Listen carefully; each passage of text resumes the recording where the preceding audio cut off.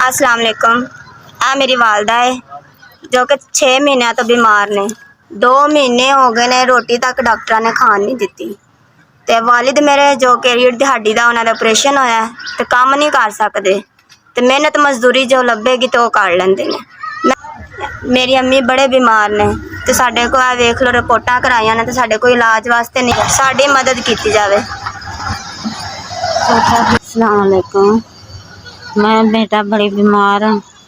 मेरे छोटा बेटा है मियाँ मेरा, वो भी बीमार है, रीढ़ दी हड्डी का मरीज है। छोटा बेटा है मोटरसाइकिल को मकैनिक का बल सीखता पाया। असी बहुत माड़े हैं, मियाँ मेरा देर ना काम नहीं चलता। 6 महीने तो मैं बीमार हाँ, दवाइयाँ खा रही हाँ, 2 महीने तो मंजी ते पै रही हाँ, मेरा कोई हल नहीं हो रहा है।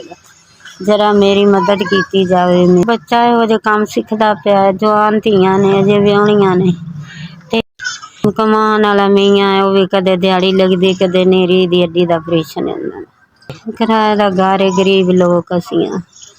रोज़ दी मैं 500 की दवाई खानी हाँ, इहदे च गुजारा नहीं हुंदा हैगा।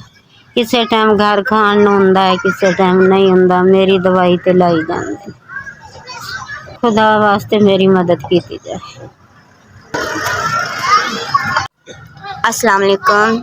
SVS तुसी साडी मां दे वास्ते है, तुसी 5000 रुपये दवाइयां वास्ते खर्चा दिता। अल्लाह ताला तुहाडे कारोबार च बरकत करे, अल्लाह ताला तुहानू होर ज़्यादा देवे। तुसी गरीबां दी मदद करदे हो, अल्लाह ताला तुहाडी मदद करे, तुहानू किसी किस्म दी तंगी तकलीफ ना होवे।